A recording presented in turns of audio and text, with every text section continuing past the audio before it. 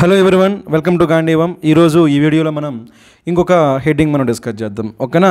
So ఈ సిరీస్లో the headings of the Hindu అనే సిరీస్లో ఇంకొక హెడ్డింగ్ డిస్కస్ చేద్దాం. ఆ హెడ్డింగ్ మనకి ఏంటంటే ఇక్కడ మీరు చూడొచ్చు, with Nadda in cabinet BJP to revamp party structure. ఇది మనకి హెడ్డింగ్. దాంట్లో మనకి సబ్ హెడ్డింగ్ కూడా ఉంది, it is being speculated that అని చెప్పి, రైట్. సో ఇప్పుడు ఈ టూ హెడ్డింగ్స్లో ఉన్న ఇంపార్టెంట్ కాన్సెప్ట్స్ మనం డిస్కస్ చేద్దాం. మెయిన్గా ఈరోజు మనకి ఈ వీడియోలో వొకాబులరీ మీద ఎక్కువ కాన్సన్ట్రేట్ చేద్దాం, ఓకేనా. ఎందుకంటే మనకి కొన్ని ఇంపార్టెంట్ వర్డ్స్ ఉన్నాయి ఎగ్జామ్స్లో మనకి రిపీటెడ్గా వచ్చే వర్డ్స్, రైట్. అందులో ఫస్ట్ వర్డ్ మనకి ఏంటంటే ఇక్కడ రివ్యాంప్ అనే వర్డ్ ఉంది కదా, ఈ రివ్యాంప్ అనే వర్డ్ మనం డిస్కస్ చేద్దాం, ఓకేనా. రివ్యాంప్. సో మామూలుగా పేరులో మనకి ఏముంది చూడండి, రీ ఉందా, ఆ రీ అనేది మనకి అబ్జర్వ్ చేయాలి, ఓకేనా. రీ అంటే ఏంటి మనకి ఏంటి, అగైన్ అని. రీ అంటే మనకి ఏంటి, అగైన్. సో ఇక్కడ రివ్యాంప్ అంటే ఏం చెప్పొచ్చు అంటే నార్మల్గా మనం రెన్యూ అని చెప్పొచ్చు. కొన్ని వర్డ్స్ రాస్తున్నా అవి మీరు బాగా నేర్చుకోవాలి, ఓకేనా. ఆ వర్డ్ మనకి ఏంటంటే రెన్యూ అని చెప్పొచ్చు. దీన్ని మనం రెనోవేట్ అని కూడా చెప్పొచ్చు అండి. Renovate, renew or renovate. మీరు అబ్జర్వ్ చేసినట్టయితే ఇక్కడ మనకి నో ఉంది కదా, ఎన్ఓవి నో ఉంది కదా. నో అంటేనే న్యూ, కాబట్టి రెన్యూ అన్నా రెనోవేట్ అన్నా ఒకటే. దీన్ని మనం సింపుల్గా ఏం చెప్పాలంటే రీబిల్డ్ అని కూడా చెప్పొచ్చు, రీబిల్డ్ అని చెప్పొచ్చు. లేదా ఇంకేం చెప్పొచ్చు అంటే రీఫర్బిష్ అని కూడా చెప్పొచ్చు అండి, రీఫర్బిష్. మనకు అప్పుడప్పుడు రైట్ అమెజాన్లో కానీ ఫ్లిప్కార్ట్లో కానీ మనకి కొన్ని మొబైల్స్ అమ్ముతారు, రీఫర్బిష్డ్ మొబైల్స్ అంటారు. అంటే ఏంటి, అవి యాక్చువల్గా సో పార్ట్స్ ఏమైనా ఫెయిల్ అయినాయి అనుకోండి, వాటిని మళ్ళీ కొత్త పార్ట్స్ వేసి మళ్ళీ కొత్తగా చేస్తారనమాట. అట్నేమంటాం మనం రీఫర్బిష్ అంటాం, రీఫర్బిష్ అంటాం. సో ఈ విధంగా మనకి రెన్యూ అని కానీ, రెనోవేట్ అని కానీ, రీబిల్డ్ అని కానీ, రీఫర్బిష్ అని కానీ, లేదా ఏమని చెప్పొచ్చు అంటే కొన్నిసార్లు ఏదైనా మనకి గవర్నమెంట్ అనేది ఒక ప్రోగ్రామ్ని మొత్తం కంప్లీట్గా ఓవర్హాల్ చేసిందంటారు. ఓవర్హాల్, ఈ వర్డ్స్ చాలా ఇంపార్టెంట్, ఖచ్చితంగా మీరు నేర్చుకోవాల్సిన వర్డ్స్, రైట్. ఓవర్హాల్, కంప్లీట్గా ఓవర్హాల్ చేసిందంటే ఏంటి, కంప్లీట్గా చేంజ్ చేసింది, రైట్. దాన్ని మనం ఏమని చెప్పొచ్చు, అప్గ్రేడ్ అని కూడా చెప్పొచ్చు, అప్గ్రేడ్ అని చెప్పొచ్చు. లేదా దాన్ని మనం ఏమని చెప్పొచ్చు, అప్డేట్ అని కూడా చెప్పొచ్చు, అప్గ్రేడ్ లేదా అప్డేట్. సో దీన్ని మనం ఏం చెప్పొచ్చు అంటే రీఆర్గనైజ్ అని కూడా చెప్పొచ్చు. ఇవన్నీ కూడా మీకు సినోనిమ్సే, అన్నీ కూడా రెగ్యులర్గా అడిగేవి కాబట్టి ఖచ్చితంగా మీరు నేర్చుకోవాలి, ఓకేనా. రీఆర్గనైజ్. దీన్ని మనం ఏం చెప్పొచ్చు అంటే మేక్ ఓవర్ అని కూడా చెప్పొచ్చు అండి, మేక్ ఓవర్. ఇది మనకి ఫ్రేజల్ వర్బ్లో కూడా అడిగే ఛాన్స్ ఉంది, రైట్. సో ఈ విధంగా ఇక్కడ రాసిన వర్డ్స్ అన్నీ కూడా మీరు బాగా ప్రాక్టీస్ చేయాలి. ఏంటి వర్డ్, రివ్యాంప్, ఓకేనా. మనం తెలుగులో అయితే పునర్వ్యవస్థీకరణ అంటాం కదా, అలా అనమాట, ఓకేనా. సో ఇక్కడ మనకి ఏముందో చూడండి, renew, renovate, rebuild, refurbish, overhaul, upgrade, update, reorganise, make over, right. So ఇక్కడ మనకి రీవ్యాంప్కి ఏం తీసుకోవచ్చు అంటే రీఆర్గనైజ్ తీసుకోవచ్చు, ఓకేనా. ఇక్కడ మనకి ఏముంది, ఆల్రెడీ బీజేపీకి మనకి ఏముంది, ఒక పార్టీ స్ట్రక్చర్ ఉంది. ఆ పార్టీ స్ట్రక్చర్కి ఇప్పుడు బీజేపీ ప్రెసిడెంట్గా ఎవరున్నారు, మనకి నడ్డా గారు ఉన్నారు, జేపీ నడ్డా గారు ఉన్నారు కదా, మనకి బీజేపీ ప్రెసిడెంట్ ఆయన ఉన్నారు. ఇప్పుడు ఆయన యాక్చువల్గా ఏం చేశారంటే ఇప్పుడు మనకి మోడీ గారు కొత్తగా మనకి సో మోడీ 3.0 స్టార్ట్ అయింది కదా, అందులో క్యాబినెట్ మినిస్టర్స్ ఉంటారు కదా, ఓకేనా. మంత్రివర్గంలో ఇప్పుడు ఎవరిని చేర్చుకున్నారు, ఈ జేపీ నడ్డా గారిని చేర్చుకున్నారు. ఇంతకుముందు వరకు ఆయన ఎలా పనిచేసేవాళ్ళు, బీజేపీ ప్రెసిడెంట్గా పనిచేసేవాళ్ళు. ఇప్పుడు ఆయన ఈ మంత్రివర్గంలో క్యాబినెట్లో జాయిన్ అయ్యారు కాబట్టి ఇప్పుడు ఆ ప్లేస్ ఖాళీ అయింది కదా. సో ఆ ప్లేస్లోకి వేరే ఒకరు వస్తారు. అంటే ఈ బీజేపీ ప్రెసిడెంట్గా వేరే వాళ్ళని తీసుకొని డిసైడ్ చేసి సో మళ్ళీ మొత్తానికి ఈ స్ట్రక్చర్, పార్టీ స్ట్రక్చర్ అనేది మొత్తం ఏం చేస్తున్నారు, చేంజ్ చేస్తున్నారు. అలా చేంజ్ చేయడాన్ని మనం ఏమంటాము, రివ్యాంప్ అంటాం, ఓకే. ఆ రివ్యాంప్ చేయడాన్ని ఏమంటాం మనం, రీఆర్గనైజ్. ఇక్కడ ఈ వర్డ్స్ అన్నీ కూడా చాలా ఇంపార్టెంట్, మీరు నేర్చుకోవాలి, ఓకేనా. సో ఇది మనకి first concept, first word, okay. ఇప్పుడు నెక్స్ట్ కాన్సెప్ట్ చూద్దాం, ఓకేనా. నెక్స్ట్ కాన్సెప్ట్ మనకి నెక్స్ట్ ఇంకో వర్డ్ చూద్దాం. అది మనకి ఏంటంటే ఇక్కడ మనకి చెప్పుకున్నాం కదా, క్యాబినెట్ అంటే క్యాబినెట్ మనకి ఏంటి, మంత్రివర్గం అంటాం, మంత్రివర్గం తెలుగులో. సో ఇక్కడ మనకి మంత్రివర్గం ఏమని చెప్పొచ్చు అంటే కౌన్సిల్ ఆఫ్ మినిస్టర్స్ అని చెప్పొచ్చు అండి. ఏమని చెప్పొచ్చు, కౌన్సిల్ ఆఫ్ మినిస్టర్స్. వాళ్ళందరినీ కలిపి మనం ఏమంటాము, క్యాబినెట్ అంటాం, మంత్రివర్గం. అయితే ఇక్కడ మనకి ఒక 2 వర్డ్స్ చాలా ఇంపార్టెంట్ వర్డ్స్ ఉన్నాయి, అవి నేను నేర్చుకుందాం, ఓకేనా. అవేంటంటే ఇక్కడున్న వర్డ్ కౌన్సిల్ ఒకటి, ఇంకోటి మనకి ఇలాగే కనిపించే కౌన్సిల్ అనే ఒక వర్డ్ అండి, రైట్. ఈ రెండు మనం నేర్చుకోవాలి, ఓకేనా. Council, council. ఇందులో మనకి కౌన్సిల్ ఉంది కదా, ఇది మనకి ఎలా పనిచేస్తుందంటే నౌన్గా పనిచేస్తుంది. కౌన్సిల్ ఉంది కదా, ఇది మనకి నౌన్ అవుతుంది, అదేవిధంగా వెర్బ్ కూడా అవుతుంది, 2 పాసిబిలిటీస్, రైట్. మరి కౌన్సిల్ అంటే ఏంటి, గ్రూప్ అనమాట, ఓకేనా. సో గ్రూప్, కౌన్సిల్ అంటే మనకి ఏంటి, గ్రూప్. ఆ గ్రూప్ ఏం చేస్తుంది, అడ్వైజెస్ ఇస్తుంది. కాబట్టి ఏమని చెప్పొచ్చు అంటే మనం అడ్వైజరీ గ్రూప్ అని చెప్పొచ్చు. సలహాదారులు అంటాం కదా, సలహాదారులు, ప్రభుత్వ సలహాదారులు అంటాం కదా, అలా మనకి సలహాలు ఇచ్చే ఆ గ్రూప్ను మనం ఏమంటామంటే కౌన్సిల్ అంటాం. ఇది నేర్చుకోవాలి. కౌన్సిల్ అంటే మీనింగ్ మనకి ఏంటి, అడ్వైజరీ గ్రూప్. మరి అదే కౌన్సిల్ అంటే మనకి ఏంటంటే సో ఆ అడ్వైజ్ ఇవ్వడాన్ని ఏమంటామంటే కౌన్సిల్ అంటాం. ఒకటి ADVISE, ఇంకోటి ఏం తీసుకోవచ్చు అంటే ADVICE. ఇలా సి తీసుకుంటే మనకి ఏమవుతుంది, నౌన్ అవుతుంది. ఎస్ తీసుకుంటే ఏమవుతుంది, మనకి అది వర్బ్ అవుతుంది. సో ఈ విధంగా మనకి కౌన్సిల్ ఇవి మీకు నేర్చుకోవాలి. ఓకేనా. ఇందులో కౌన్సిల్ అంటే మనకేంటి, సో అది మనకి నౌన్ అవుతుంది. దాని మీనింగ్ ఏమవుతుంది, అడ్వైజరీ గ్రూప్, ఒక గ్రూప్ అనమాట, ఒక కమిటీని మనం ఏమంటాం, కౌన్సిల్ అంటాము.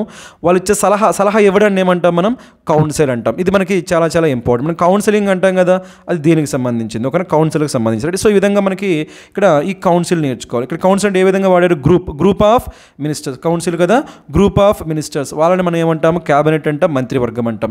ఇది మీరు నేర్చుకోవాల్సిన సెకండ్ కాన్సెప్ట్, కౌన్సిల్కి ఉన్న డిఫరెన్స్. ఓకే, ఇప్పుడు నెక్స్ట్ కాన్సెప్ట్ మనం నేర్చుకుందాం. నెక్స్ట్ కాన్సెప్ట్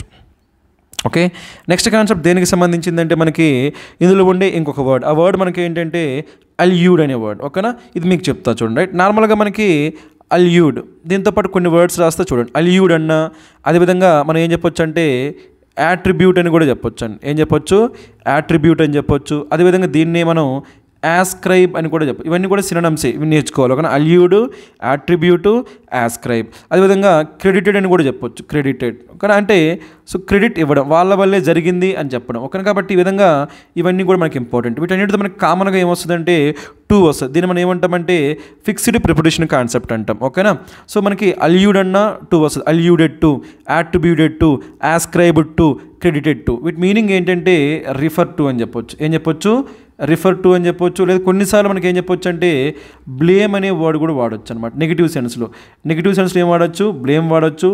పాజిటివ్ సెన్స్లో ఏం వాడచ్చు అంటే గివ్ క్రెడిట్ అని వాడచ్చు, పాజిటివ్ సెన్స్. సపోజ్ ఇలా ఉందనుకోండి, ఇప్పుడు ఎవరైనా ఒక వ్యక్తి బాగా సక్సెస్ అయ్యాడు అనుకోండి, సక్సెస్ అయ్యి వాళ్ళని అడిగారనమాట, నువ్వు ఎందుకు సక్సెస్ అయ్యావంటే, సపోజ్ ఆయన ఏం చెప్తాడు, మా పేరెంట్స్ వల్లనే ఇప్పుడు నేను సక్సెస్ అయ్యా అని చెప్పాడు అనుకోండి. అప్పుడు ఏమని చెప్తాము, సో హీ గేవ్ క్రెడిట్ అని చెప్తాం. దాన్ని కూడా ఏమంటాం, అల్యూడ్ అంటాం. అలా కాకుండా అబ్బాయి ఫెయిల్ అయ్యాడు అనుకోండి, ఎందుకు ఫెయిల్ అయ్యారంటే మా పేరెంట్స్ వల్లే ఫెయిల్ అయ్యా అన్నాడు అనుకోండి, దాన్ని కూడా ఏమంటాము, యాట్రిబ్యూట్ అంటాం. అప్పుడు మనకి ఏమైతుంది, బ్లేమ్ చేయడం. ఈ విధంగా బ్లేమ్ చేసినా లేదా క్రెడిట్ ఇచ్చినా, పాజిటివ్ అయితే నెగిటివ్ అయితే బ్లేమ్ చేస్తారు, పాజిటివ్ అయితే క్రెడిట్ ఇస్తారు. వాటిని మనం ఏమంటామంటే అల్యూడ్ అంటాం, యాట్రిబ్యూట్ అంటాం, యాస్క్రైబ్ అంటాం, క్రెడిటెడ్. సో ఇక్కడ కూడా మనకి ఏముంది, ఇక్కడ మనకి అల్యూడ్ అంటే మనకి ఏంటి, రిఫర్ టు, లేకపోతే సో ఇక్కడ దీనివల్ల జరిగింది. ఒక ఎందువల్ల జరుగుతుందంటే the possibility of him being accommodate. ఇక్కడ ఏమంటున్నాడంటే, సో ఈ అనురాగ్ ఠాకూర్ అనే ఆయన ఇంతకుముందు మోడీ 2.0లో ఈయన మినిస్టర్గా పనిచేసేవాళ్ళు. ఇప్పుడు ఆయన ఏం చేశారు, ఎక్స్క్లూడ్ చేశారు. అంటే ఈ కౌన్సిల్ ఆఫ్ మినిస్టర్స్ నుంచి, అంటే ఈ క్యాబినెట్ నుంచి ఆయన్ని ఎక్స్క్లూడ్ చేశారు, అంటే తీసేశారు. ఎందుకు తీసేశారంటే ఇక్కడ పాసిబిలిటీ ఉంది. ఏంటి ఆ పాసిబిలిటీ, ఇవన్నీ పార్టీ ఆర్గనైజేషనల్ స్ట్రక్చర్లో యాడ్ చేసే పాసిబిలిటీ ఉంది. ఒక బీజేపీ పార్టీ యొక్క ఆర్గనైజేషనల్ స్ట్రక్చర్లో, ఒక పార్టీ స్ట్రక్చర్ అనుకున్నాం కదా, అందులో ఆయన్ని ఇంక్లూడ్ చేసే ఛాన్స్ ఉంది. కాబట్టి కౌన్సిల్ ఆఫ్ మినిస్టర్స్ని ఏం చేశారు, కౌన్సిల్ ఆఫ్ మినిస్టర్స్ నుంచి ఆయన ఏం చేశారు, ఎక్స్క్లూడ్ చేశారు. సో దీనికి కారణం ఏంటంటే ఆయన్ని ఈ ఆర్గనైజేషనల్ స్ట్రక్చర్లో ఇంక్లూడ్ చేయడం అనేది ఆయనకి కారణం. ఆ కారణం గురించి చెప్పేటప్పుడు ఏం వాడారు, ఇక్కడ అల్యూడ్ అని వాడారు. రైట్, నార్మల్గా మనకి ఈ వర్డ్స్ ఎప్పుడు వాడతాం, మనకి ఏదైనా సరే రీజన్ చెప్పినప్పుడు లేదా కాజ్ చెప్పినప్పుడు, రీజన్ కానీ కాజ్ కానీ చెప్పినప్పుడు మనం ఈ వర్డ్స్ వాడతాం. ఇది మీరు నేర్చుకోవాలి. ఓకేనా, అంటే వాళ్ళ వల్ల జరిగింది, ఆ విషయం వల్ల జరిగింది, దానివల్ల జరిగింది అని చెప్పేటప్పుడు. రైట్, ఇది చాలా ఇంపార్టెంట్. రైట్, ఇది మనకి కాన్సెప్ట్. ఇప్పుడు మనం ఏం చేద్దామంటే నెక్స్ట్ కాన్సెప్ట్ చూద్దాం. ఓకే, నెక్స్ట్ కాన్సెప్ట్ దేని గురించి అంటే, రైట్, ఇక్కడ ఇంకా వరకు మనకి ఏముంది, ఇక్కడ ఒక ఫిక్స్డ్ ప్రిపోజిషన్ కాన్సెప్ట్ చూద్దాం. అలాంటి మనకి అల్యూడ్తో ఏమొస్తుంది అనుకున్నాం, టు వస్తుంది అనుకున్నామా లేదా, అలాంటిది ఇంకోటి మనకి ఏంటంటే ఎక్స్క్లూజన్తో మనకి ఏమొచ్చింది, ఫ్రమ్ వచ్చింది. అలాంటివి చెప్తా చూడండి. రైట్, నార్మల్గా మనకి ఎక్స్క్లూడ్, ఓకేనా, ఎక్స్క్లూడ్ కానీ, అదేవిధంగా మనకి ఇంకొన్ని వర్డ్స్ చెప్తా చూడండి. ఐసోలేటెడ్, ఓకేనా, ఐసోలేట్ చేయడం, అదేవిధంగా ఏలియనేటెడ్, ఓకేనా, ఏలియనేటెడ్, అదేవిధంగా డిటాచ్డ్, అదేవిధంగా సెపరేట్, ఇక్కడ సెపరేటెడ్, అదేవిధంగా ఇన్సులేట్, అదేవిధంగా సెగ్రిగేట్. ఒకసారి అబ్జర్వ్ చేస్తే ఇవన్నీ కూడా మనకి సేమ్ మీనింగ్ ఇస్తాయండి. చూసుకోండి, ఇవన్నీ కూడా మనకి ఏంటి, సేమ్ మీనింగ్ ఇస్తాయి. రైట్, ఏంటి వర్డ్స్, ఎక్స్క్లూడెడ్ అన్నా, ఐసోలేటెడ్ అన్నా, ఏలియనేటెడ్ అన్నా, detached, separated, insulated, segregated. So ఇవన్నిటితో మనకి కామన్గా ప్రిపోజిషన్ ఏమొస్తుందంటే ఫ్రమ్ వస్తుంది. ఇది మీరు నేర్చుకోవాలి. ఓకేనా, excluded from, isolated from, alienated from, detached from, separated from, insulated from, segregated from. ఈ కాన్సెప్ట్ని మనం ఏమంటామంటే ఫిక్స్డ్ ప్రిపోజిషన్ అంటామండి. ఈ కాన్సెప్ట్ని ఏమంటాము, ఫిక్స్డ్ ప్రిపోజిషన్. ఇది మనకి క్లోజ్ టెస్ట్లో, ఫిల్ ఇన్ ద బ్లాంక్స్లో, స్పాటింగ్ ఎర్రర్స్లో చాలా చాలా ఇంపార్టెంట్ మనకి ఇది. ఓకేనా, ఇది మనం నేర్చుకోవాలి. ఇదే విధంగా మనకి ఇక్కడ ఇంకొన్ని వర్డ్స్ రాస్తా చూడండి. అవి మనకి ఎక్స్క్లూడ్కి సంబంధించిన. మనం ఎవరినైనా సరే ఒక గ్రూప్లోంచి ఎక్స్క్లూడ్ చేస్తున్నామంటే వాళ్ళు మనం ఏం చేస్తున్నాము, బార్, ఓకేనా, బార్, లేదా దీన్ని ఏమనొచ్చు మనం డిబార్ అని కూడా చెప్పొచ్చు, బార్ డిబార్. లేదా దీన్ని ఏమని చెప్పొచ్చు అంటే బ్యాన్ అని కూడా చెప్పొచ్చు, బ్యాన్. సో ఈ విధంగా మనకి, లేదా ప్రొహిబిట్ అని కూడా చెప్పొచ్చు. నేను చెప్పొచ్చు ప్రొహిబిటెడ్. సో ఈ విధంగా ఎక్స్క్లూడ్ చేస్తున్నటువంటి వాళ్ళు ఏం చేస్తున్నాం, బార్, డిబార్, బ్యాన్, ప్రొహిబిట్. వీటితో కూడా మనకి ఏమొచ్చే ఛాన్స్ ఉంది, ఫ్రమ్ వచ్చే ఛాన్స్. ఇది మీ నేర్చు ఒక board from, debarred from, band from, prohibited from. So కాబట్టి ఇక్కడ రాసిన ఈ వర్డ్స్ అనేవి కూడా స్పెషాలిటీ మనకి ఏంటి, వీటితో మనకి ఏమొస్తుంది, ఫ్రమ్ వస్తుంది. కాన్సెప్ట్ ఏమంటాం మనం, ఫిక్స్డ్ ప్రిపోజిషన్ అంటే. ఇది కూడా మీకు చాలా చాలా ఇంపార్టెంట్ కాన్సెప్ట్, ఓకేనా. సో అయితే ఇది వరకు నేర్చుకున్నాం, రైట్. నెక్స్ట్ మనకి ఇంకొక వర్డ్ నేర్చుకుందాం. ఆ వర్డ్ మనకి ఏంటంటే ఇక్కడ మనకి రైట్ స్పెక్యులేటెడ్ అనే వర్డ్ ఉంది కదా, ఆ వర్డ్, ఓకేనా. స్పెక్యులేటెడ్ చూడు ఇక్కడ ఏముందో, స్పెక్యులేట్. మనకి మామూలుగా స్పెక్యులేట్ అంటే ఏం చెప్పొచ్చు అంటే గెస్ అని చెప్పొచ్చు అండి, ఓకేనా. సో గెస్ అని చెప్పొచ్చు. స్పెక్యులేట్ మనం ఏం చెప్పొచ్చు, మనం గెస్. సో దాంతోపాటు ఇంకొన్ని వర్డ్స్ రాస్తే చూడండి, ఓకేనా. దాన్ని మనం ఏం చెప్పొచ్చు అంటే సర్మైజ్ అని చెప్పొచ్చు, సర్మైజ్ అని చెప్పొచ్చు. Important word, right. దీన్ని మనకి సినోనిమ్స్ అడుగుతారు కాబట్టి చాలా ఇంపార్టెంట్, రైట్. కంజెక్చర్ అని కూడా చెప్పొచ్చు అండి, కంజెక్చర్, ఓకేనా. సో ఈ విధంగా మనకి సర్మైజ్, కంజెక్చర్ అంటే మీనింగ్ మనకి ఏంటంటే ఫార్మ్ అండ్ ఒపీనియన్, ఓకేనా. ఒక ఒపీనియన్కి రావడాన్ని మనం ఏమంటామంటే సర్మైజ్ అంటాం, గెస్ అంటాం, గెస్, ఓకేనా. స్పెక్యులేట్ మీనింగ్ మనకి ఏంటి, స్పెక్యులేట్ అంటే గెస్, ఇలా జరగబోతుంది అని గెస్ చేయడం, దాన్ని ఏమంటాం మనం సర్మైజ్, దాన్ని ఏమంటాం మనం కంజెక్చర్, ఓకేనా. ఈ వర్డ్స్ మనం నేర్చుకోవాలి, ఓకేనా. ఇక్కడ ఏం జరుగుతుందంట, గెస్ వర్క్ జరుగుతుంది. ఏమని, అనురాగ్ ఠాకూర్ గారిని మంత్రివర్గంలో చేర్చుకోలేదు, ఎందుకంటే ఆయన్ని బీజేపీ యొక్క రీఆర్గనైజేషన్లో అంటే ఆర్గనైజేషన్ స్ట్రక్చర్ యొక్క రివ్యాంప్ జరుగుతుందనుకుందా, ఆ రివ్యాంప్లో ఆయన్ని భాగస్వామిగా చేస్తారు కాబట్టి ఆయన ఇక్కడ ఏం చేస్తున్నారు, అకామిడేట్ చేస్తారు. ఇక్కడ ఇది కూడా నేర్చుకుందాం, ఓకేనా. ఈ అకామిడేట్ అంటే మీనింగ్ మనకి ఏంటంటే షెల్టర్ ఇవ్వడం అండి, ఓకేనా. అకామిడేట్ మనకి ఏం చెప్పొచ్చు, మనకు షెల్టర్ అని చెప్పొచ్చు, ఓకేనా. లేకపోతే హార్బర్ అని కూడా చెప్పొచ్చు, హార్బర్ అని చెప్పొచ్చు. లేదా కొన్నిసార్లు దాన్ని అసిస్ట్ అనే సెన్స్లో కూడా వాడతాం. అసిస్ట్ అంటే ఏంటి, మనకి హెల్ప్. సో ఈ విధంగా అసిస్టెంట్ అని కానీ, షెల్టర్ అని, హార్బర్ అని చెప్పొచ్చు ఇక్కడ.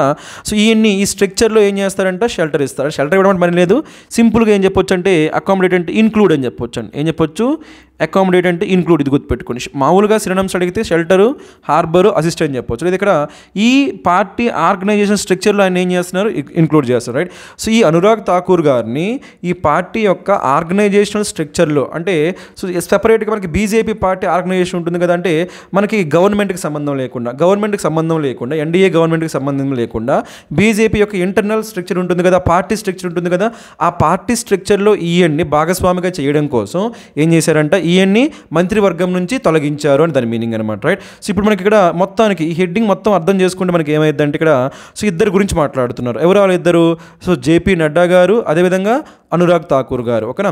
జేపీ నడ్డా గారు ఇంతవరకు ఎలా ఉండేవాళ్ళు, బీజేపీ ప్రెసిడెంట్గా ఉండేవాళ్ళు. అంటే ఎక్కడ ఉండేవాళ్ళు, ఆయన ఆర్గనైజేషన్ స్ట్రక్చర్లో భాగస్వామిగా ఉండేవాళ్ళు.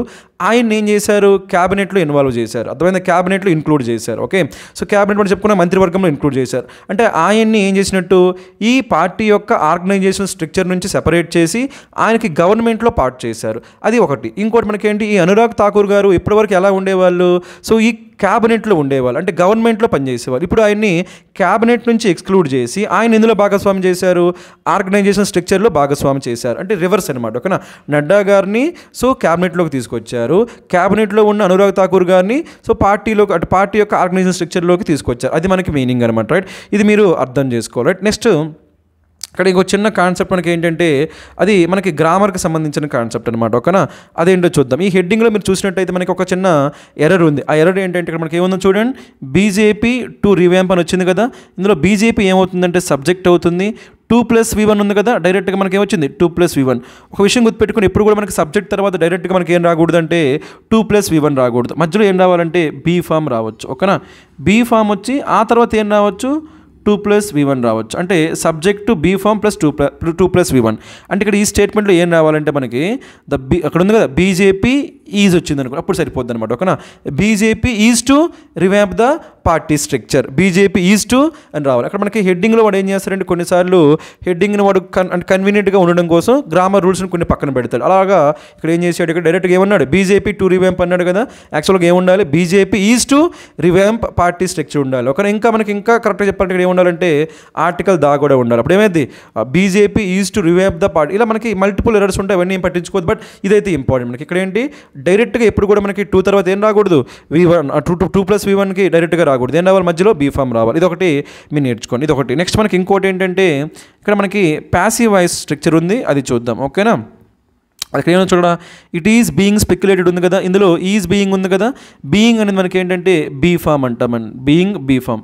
తర్వాత స్పెక్యులేట్ వచ్చింది కదా ఏంటి V3. ఇలా బీ ఫామ్ ప్లస్ V3 ఉంటే ఇక్కడ ఏ వాయిస్ ఉంటుందంటే మనకి ప్యాసివ్ వాయిస్ ఉంటుందండి, ఓకేనా. సో ప్యాసివ్ వాయిస్ ఇది ఎగ్జామినేషన్లో వాడు ఏం చేస్తాడో తెలిసిన.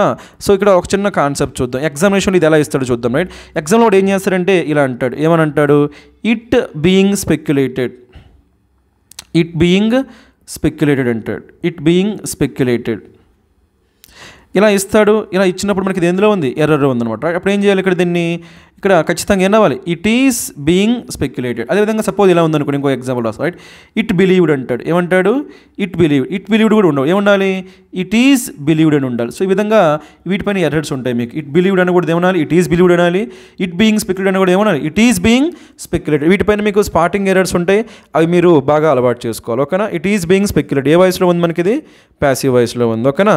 ఆ తర్వాత మనకి ఇంకేమైనా ఉన్నాయి, ఇంకా మళ్ళీ ఇక్కడ ఏమొచ్చింది చూడండి, బీయింగ్ అకామిడేటెడ్ వచ్చింది కదా, ఇది కూడా ఏ సెన్స్ మనకి, ప్యాసివ్ సెన్స్. ఎందుకు మళ్ళీ ఏమొచ్చింది, బీ ఫామ్ ప్లస్ V3 వచ్చింది, రైట్. ఇప్పుడు చూడండి ఇక్కడ మనకి ఈ హిమ్ అంటే ఎవరు, ఇక్కడ మనకి అనురాగ్ ఠాకూర్ గారు అకామిడేట్ చేస్తున్నారా, అకామిడేట్ చేయబడుతున్నారా, అకామిడేట్ చేయబడుతున్నారు కాబట్టి ఏ వాయిస్, ప్యాసివ్ వాయిస్ కాబట్టి ఏమొచ్చింది, బీయింగ్ అకామిడేట్ వచ్చింది. ఇది మీరు అబ్జర్వ్ చేయాలి, రైట్. సో మొత్తానికైతే ఈ కాన్సెప్ట్స్ అనేవి ఇందులో ఉన్న ఇంపార్టెంట్ కాన్సెప్ట్స్, ఓకేనా. మొత్తానికైతే ఎక్కువ ఈ రోజు వీడియోలో మనం ఏం చేసాము, వొకాబులరీ మీద ఎక్కువ కాన్సన్ట్రేట్ చేసాం, ఇవి చాలా ఇంపార్టెంట్ వర్డ్స్. అదేవిధంగా సో లాస్ట్లో కొన్ని గ్రామర్ కాన్సెప్ట్స్ కూడా డిస్కస్ చేసాం, అవి కూడా మనకి చాలా ఇంపార్టెంట్, రైట్. సో ఈ వీడియో మీకు యూజ్ అయింది అనుకుంటున్నాను. యూజ్ అయితే మీ ఫ్రెండ్స్తో షేర్